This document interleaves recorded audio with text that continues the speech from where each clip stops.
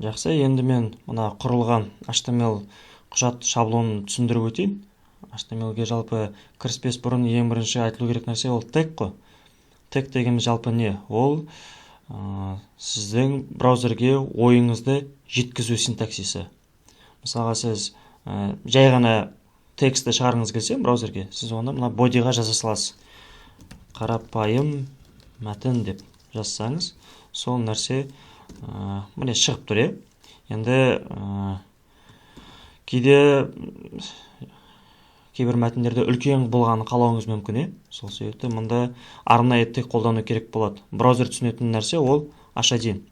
h1 деген тег ашылған кезде браузер түсінеді. h1 ашылды, демек ол жабылам дегенше мына екі ортадағы жазуды мен үлкен қылып көрсетем деп. Енді мұнда үлкен мәтін деп жазайын. Енді браузерді жаңартсам бетін үлкен мәтін деп шығып тұр. Сол сияқты басқа да тегтер бар. Тағы қандай тегтерді айтсақ болады. Мысалға B деген тег ол жирный дейді. Қазақша қалай айтса болады? Жирный текст дегенді. Міне, жирный текст. Енді мынау үлкен болса, мынау жирный текст қарапайым мәтінмен қарағанда жирный ғой. Дәл қасына салыстыру үшін қойылған текст деп қойын. Жақсы. Міне қараңыздар, мынау қандай салмағы кішкене ауырлау екені көрініп тұр, а мынау қарапайым текст. Мына төбедегімен екеуі бірдей. Енді мына екеуі бір қатарға түсіп қапты. Бір қатарға түсіп қапты. Мына салыстыру үшін қойылған текстті келесі қатарға түсіріп көрейік. Ол үшін br деген тег бар, соны қолданамыз. Браузер мына код жазылған кезде былай Enter-мен сіздің төмен түсіргеніңізді ол түсінбейді. Оны бір арнайы команда деп қабылдамайды. Сол себепті оның орнына біз br тегімен түсіндіреміз. Br-ді қоямыз, обновить етеміз. Міне астына түсіп тұр. Ал br-ді көп қойып жасаңыз. Так, қалып қойды. Браузер оны жақсы түсінеді. Кеттік. Жалпы тег дегеніміз осы. Тег дегеніміз сіздің қалауыңызды, ойыңызды браузерге түсіндіру синтаксисі. Тегтер жалпы екіге бөлінеді, жұбы болуы талап етілу-етілмеуіне байланысты. То есть біреулік немесе екеулік міндетті түрде ашылып және жабылатын тегтер болады. Мысалға h1 ашылды ма, ол міндетті түрде жабылу керек. B ашылды ма, ол міндетті түрде жабылу керек. Br, мысалға, оның ішіне ештеңе салмаймыз ғой. Ол тек қана келесі қатарға түсіру дегенді білдіреді. Оның пары болмайды. Br деген ашылады, болды, оны жауап керек емес. Мысалға, мына жерде doctype та сондай, оны жауап керек емес. Жақсы. Енді тег дегеніміз осы. Қайтадан орнына қояйын. Енді стартовый шаблонды түсіндіріп өтейік ал. Ең бірінші тұратын doctype. Doctype ол document type деген сөз ғой. Аты айтып тұрғаннан түсінікті шығар.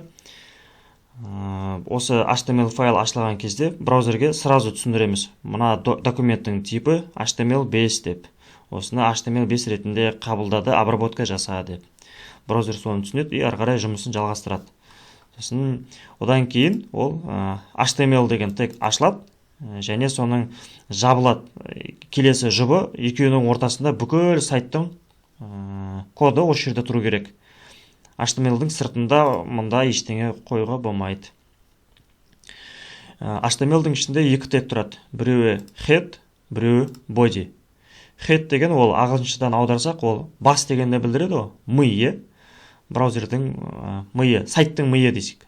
Ал body деген дене. Мынау head деген ол көрінбейтін жағы, ал body сәйкесінше көрінетін жағы. Миына біз браузерге айтқымыз келетін арнайы командаларды қойып қойсақ болады. Мысалға, арнайы ссылкалар қойып қойсақ болады. Басқа сырттағы файлдарға скрипттарды қоссақ болады. CSS файлдарды қоссақ болады. Мына жерде екі мета тегі тұр. Және title тұр. Ең қарапайымы тайтлды айта салайын. Мына жерде мысалға документ деп жазылып тұр ғой. Осы title мына жерге тұра қалады бізде таптың тайтлына. Енді оны өзгертіп көрейік. Мысалға жалағаш деп жаза алмай қалдым ғой. Жалағаш және байқадам деп жазып қойайын. Жалағаш және байқадам деп шықты. Жақсы. Ал мета деген оның ішіндегі қарайды. Чарсет десе ол кодировка. Кодировка дегеніміз не ол? Кодировка мысалға кириллица, латиница деп атамыз ғой. Соны қалай түсінеді, соның ережесі ғой. Ережесі дегенде ауқымы десем дұрыс шығар. Мысалға мына жерге ескі нені қойып қойын. ASCII меді? Әлде ASCII меді? Так, ұмытып та қаптым. Так, мета, чарсет, ASCII. Аха, ASCII екен. Осылай қойсам. Осылай қойып сақтасам. Обновить етсем. Міне қараңыздар, мына жердегі жазу өзгеріп кетті. Түсінбей қалды. Жалағаш және байқадам деген сол кириллица ғой. Кириллицаны түсінбей қалды. Ал егер мына жерге латиницамен жазсақ, жалағаш Қызыл Ордада, сосын бұйырды қойық, байқадам Қарағандыда деп. Міне, латиницаны түсініп тұр, ал кириллицаны түсінбей тұр. Кириллицаны түсіну үшін мына жерде UTF-8 қоямыз. Жалпы любой сайт құрғанда UTF-8 қоя беріңіз. Оны қазір ешкім бас қатырмайтын сияқты, басқа бірдеңе қойып атқанын көрмеппін өзім. UTF-8 қоясың, болды, бүкіл жазу түсіне береді, все, жұмыс жалғаса береді. Жақсы, енді екінші тұрған нәрсе мета name viewport депті. Viewport контенті width тен device width initial scale 1:0 депті. Бұл не нәрсе керек? Бұл мысалға телефоннан сіздің сайтыңыз ашылған кезде телефонның ширинасы бар ғой, былай жалпақтығы дейін ба, ана девайстың ені, соған сіздің сайтыңызды сәйкестендіріп береді. Масштабын 1:1 қылып келтіріп береді. Егер осы нәрсе болмаса, сіздің мысалға сайтыңыз былай тұр ғой, телефоннан қараған кезде телефон осылай ғана көріп тұратын болады. Сіз мына